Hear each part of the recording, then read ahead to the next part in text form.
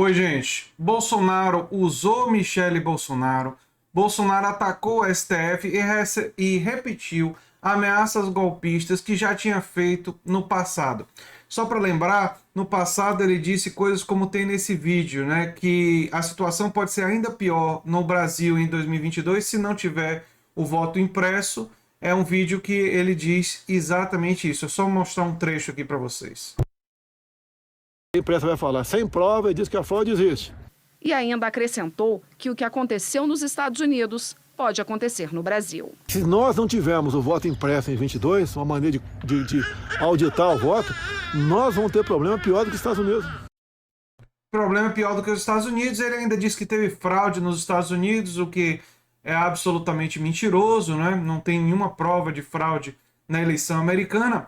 Isso foi uma coisa que ele falou no passado. Mais recentemente, ele disse coisas como que todos são obrigados a jogar nas quatro linhas da Constituição, mas se te for reeleito, ele ameaça, se for reeleito, ele vai trazer para as quatro linhas todos aqueles que ousam ficar fora delas, insinuando que o STF ousa ficar fora das quatro linhas da Constituição, está ameaçando o STF, né? Está ameaçando o Supremo Tribunal Federal, não é? Antigamente ameaçava também o Congresso, mas agora que está com o Centrão, né, e com o Congresso controlado, não mais ameaça o Congresso, né? Não mais ameaça o Maia, quando o Maia colocou algumas dificuldades, né? Embora o Maia, nas reformas antipovo, fosse um aliado, né? Ele diz também que o Brasil passou por momentos difíceis. A história nos mostra 22, 65, 64, 16, 18 e agora 22. A história pode se repetir. O bem sempre venceu o mal, não é? Olha, essa fala de que o bem contra o mal, esse discurso maniqueísta do Bolsonaro, isso daí tem uma função, isso daí tem uma lógica de ser, que é colocar a questão em termos transcendentais, na luta do bem contra o mal, em termos religiosos.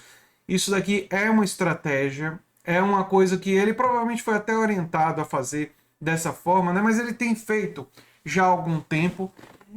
Isso é uma tática para manter a militância dele engajada na luta, né? A militância bolsonarista, né? Fazer ela acreditar que está nessa luta do bem contra o mal e se colocando como bem, né? É curioso um suposto bem que foi negacionista, que ignora o aquecimento global, que, enfim, e que é golpista claramente, né? Tá contra as constituições, né? Bem coisa nenhuma. Mas, enfim, a Folha lembra todas as vezes que o Bolsonaro, no passado, teve falas golpistas. Eu lembrei aqui nesse vídeo uma delas, mas o que está repercutindo muito é o uso que ele fez. Tudo isso recicla coisas que a gente já está acostumado. E a misoginia, o machismo dessa fala dele usando a esposa também é uma reciclagem, né, de coisas que ele já falou. Mas tem um momento muito constrangedor. Acho que vale a pena eu mostrar para vocês e comentar essa dimensão absolutamente constrangedora. E tem um elemento do neofascismo, porque o fascismo, historicamente, ele se apoia numa dimensão machista, não é? Tem esse elemento machista como característica, né? Então, vamos ver o uso que ele fez da Michele Bolsonaro e depois tecer alguns comentários. Até entre as primeiras damas. Não há o que discutir. Uma mulher de Deus, família e ativa na minha vida. Não é ao meu lado, não. Muitas vezes ela está na minha frente.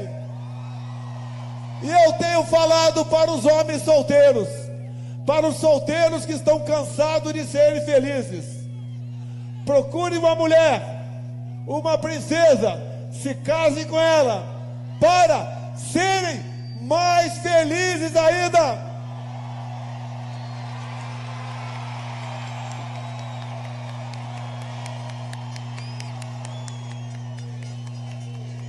Obrigado, meu Deus, pela minha segunda vida. Obrigado pela missão.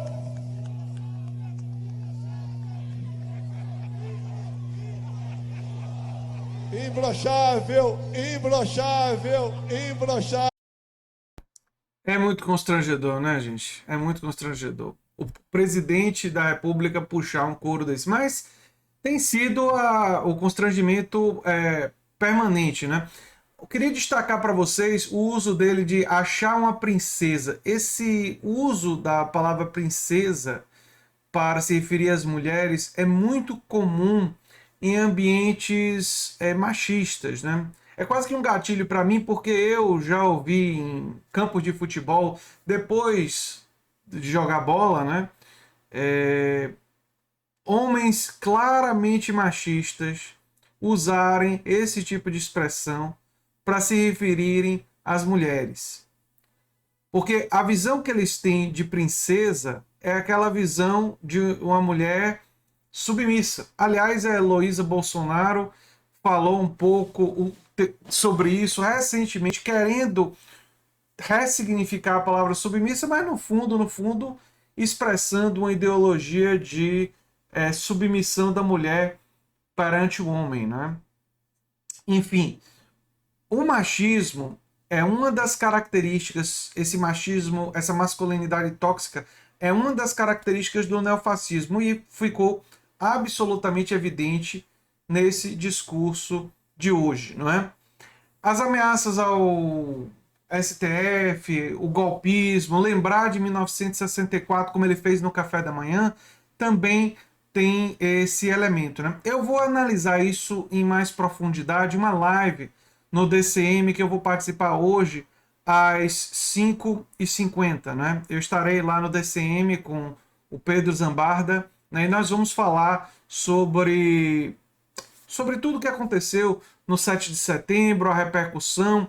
Os apoiadores do Bolsonaro pegaram caixões para simular que membros do STF estariam ali, quer dizer, uma coisa bem macabra, né?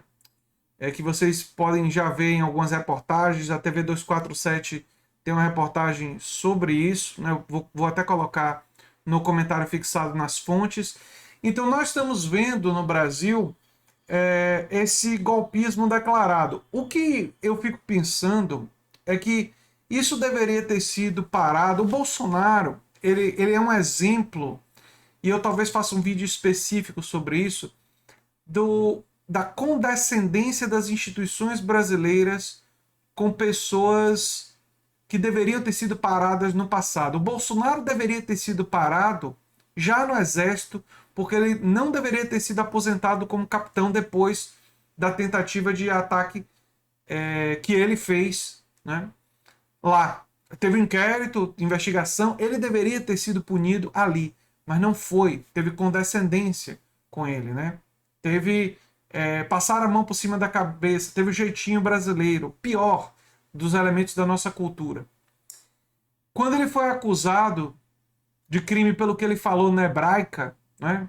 Crime de preconceito, o Supremo vacilou também.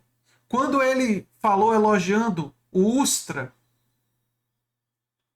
usando do espaço da Câmara dos Deputados no voto no impeachment, ele deveria ter sido parado, mas não foi. Eu penso que uma lição importante para as instituições brasileiras que claramente estão falhando com o Brasil é que essa conivência com o golpismo, essa conivência com ameaças à democracia, essa conivência com aqueles que são fascistas, produz o crescimento desse tipo de movimento, né?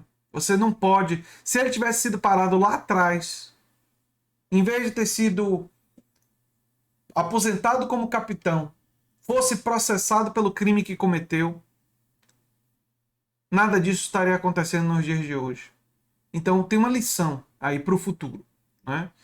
E que a gente tem que pressionar que governos progressistas trabalhem para contribuir para que as instituições melhorem o seu funcionamento e, de fato, defendam a democracia com clareza e não sejam coniventes, não tolerem o intolerável, né?